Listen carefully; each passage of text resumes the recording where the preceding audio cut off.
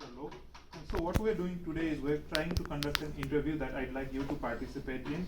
So the research that we're doing requires you to tell us about the problems that you face as an international student when you first came to UF, right? So there will be many problems, and the interview will be a short 10-15 20 minute interview. I'll ask you some questions and you elaborate on those things, and we'll have a recorded session so that this can be later used for developing solutions for UF to better help international students cope when they come in, right? So first let's start with the simple introduction question. So if you're comfortable, please tell us more about yourself, who you are, where you're from, and anything else that you'd like to share with us. Okay. So my name is Alexander Barquero Elizondo. I'm a second year PhD student at Ruiz Lab, and I come from Costa Rica. My background is in computer science. I've also studied project management and information systems. And I've been working for quite a long while before I decided to start the PhD program. That is really good. So we share the background and the working background as well. So another thing is, so how have you been finding US? You so you've lived here for 2 years now. How have you been finding US? Was it what you expected it to be? Yes, I mean, I think I kind of understood what I was coming to because I had the opportunity to visit Florida before. So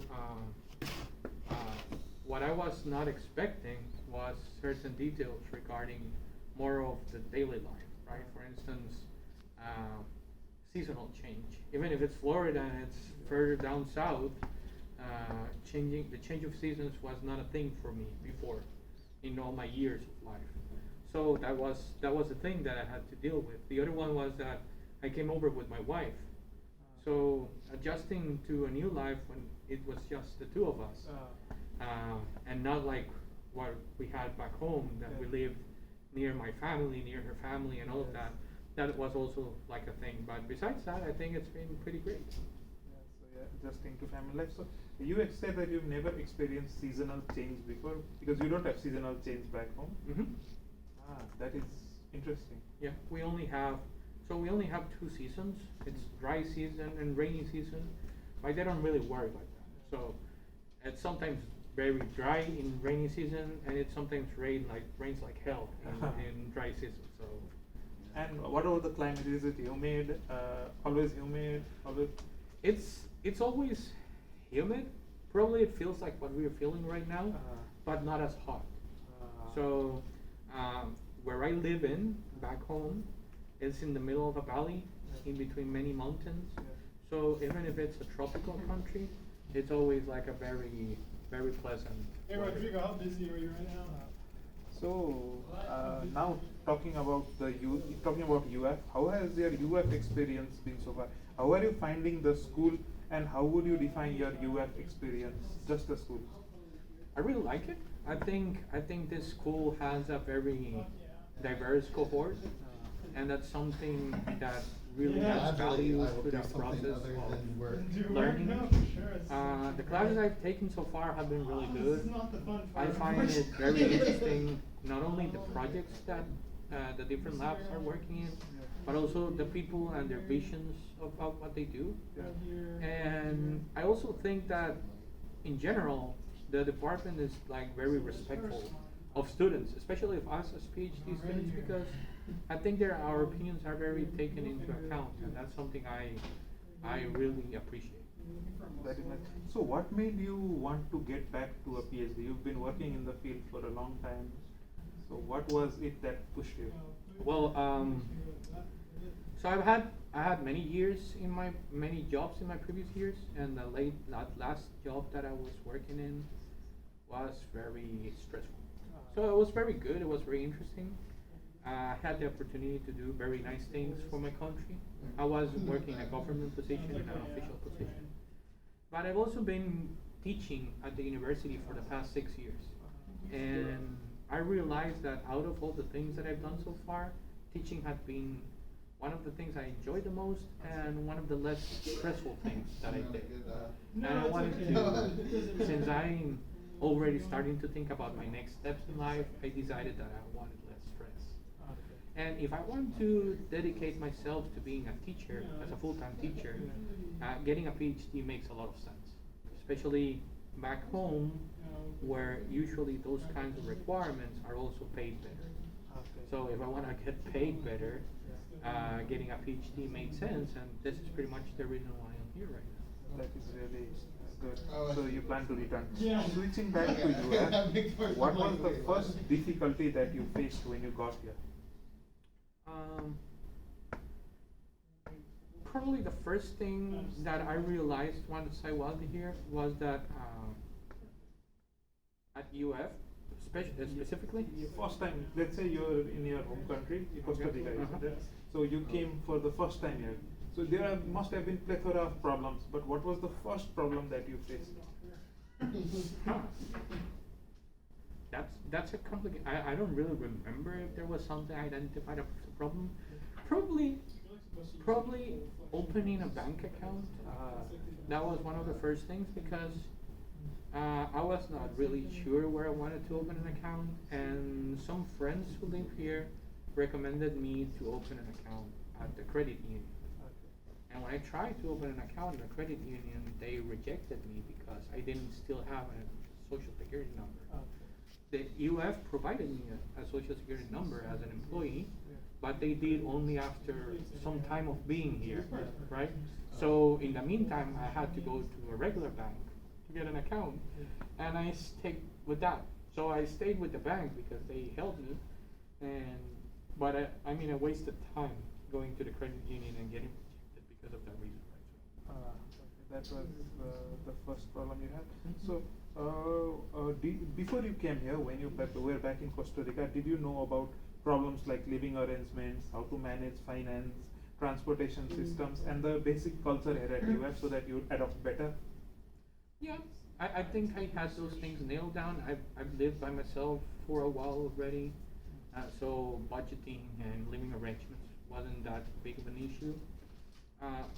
Probably there might be some cultural things that I haven't precisely nailed down so far, but I also think that it wasn't that hard to adjust to it. I mean, I'm just used to more warmth. I guess some Latin American countries we tend to be like more touchy, more huggy, and I used to be like that. But the pandemic also took that away from the whole living experience, right? So when I got here, I already don't want to touch anyone, right? So that wasn't that bad. That is good. So, how did you find the apartment when you were in Costa Rica? Did UF help you with housing or something, or did you look for it yourself and stuff like that? We looked at it ourselves, me and my wife, but then we have some friends here in Gainesville, Costa Rican friends who live here, and when we told them about the place that we were most interested in, they actually went there, and they went to the place, they took pictures for us, and then we had a better idea of what we were looking for, and that helped us make the decision. That is nice. So you have a community of the people from back home here. Well, not exactly, but it turns out there was a professor from UF who was from Costa Rica.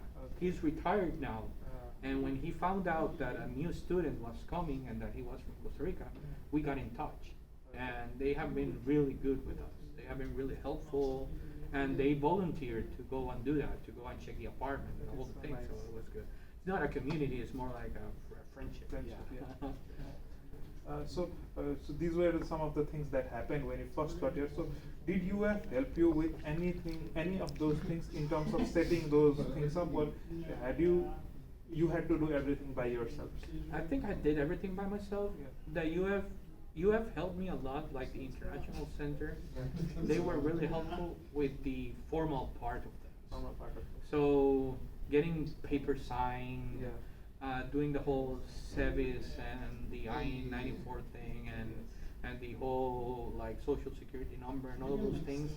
Like their process is very structured, and they like the person who is assigned to in my case, to my last name, because it's by letters, right? The person that supports me by my last name has been really helpful. I actually have to call them a couple of times since then because I had a couple of questions. They have been really helpful, so I'm really glad about it. But with other things like housing and that, since I didn't decide to live inside UF, I did not get any help in that department. Okay. So, what would you say? So, keeping other things aside, what would you say was the main cultural shock? Something that didn't happen in Costa Rica but happened here. What was the major cultural shock that you were not expecting but happened? Hmm. Like writing? Which right-handed? I'm right-handed. So this is going to come interesting, but You're slightly ambidextrous. like health, the way the health providing works here, it was way better than I expected.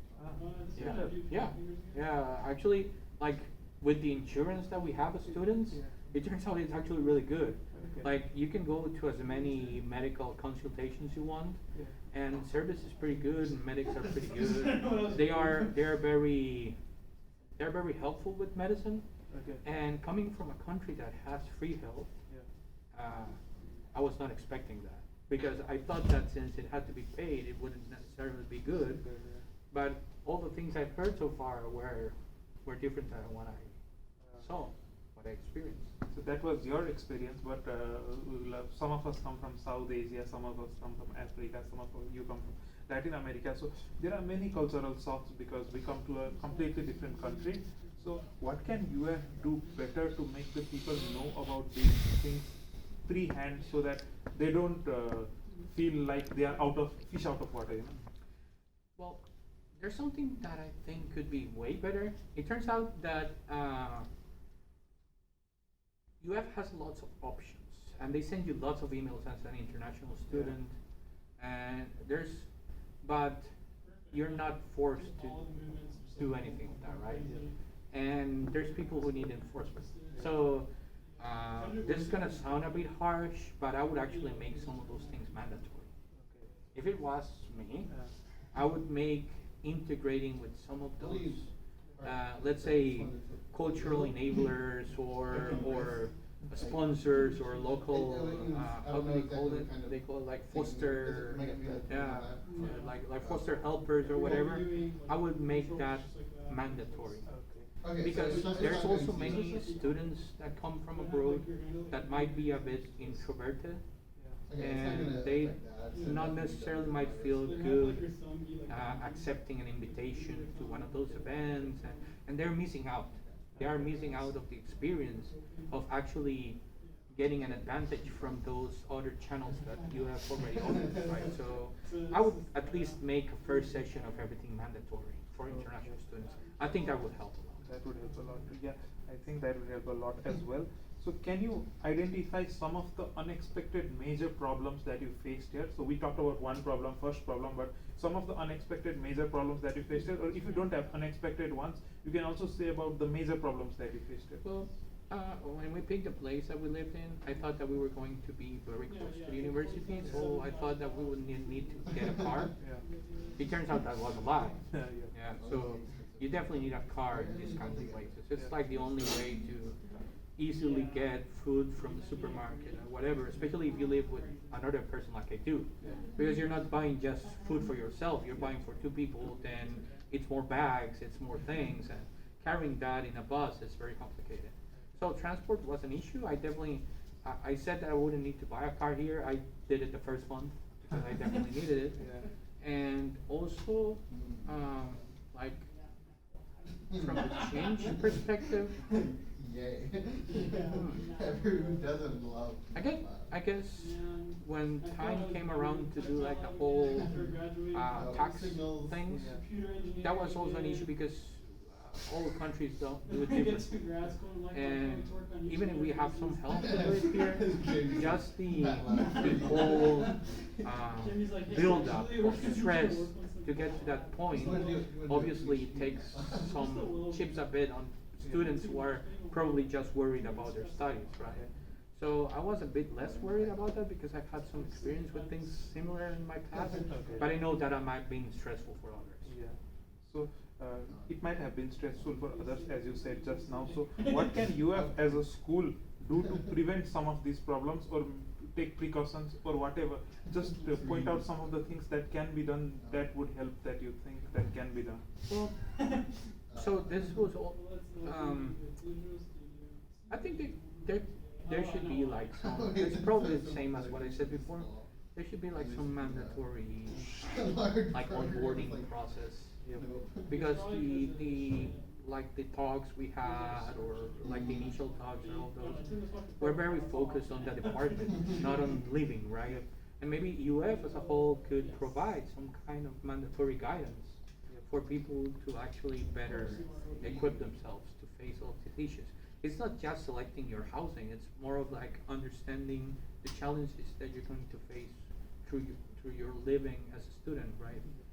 And that could be very useful for some people, maybe not for everyone, but at least for some international students who come from very different environments, that could make a change, right? Could there be some things that can be done in housing or transportation better Oh, yeah, for definitely. international students? Yeah, for instance, the main reason why we didn't pick housing inside UF is was because we couldn't have a pet. And we have a pet, and we wanted to bring it here, because if I'm a student and my wife is at home, I want her to be with companionship, right?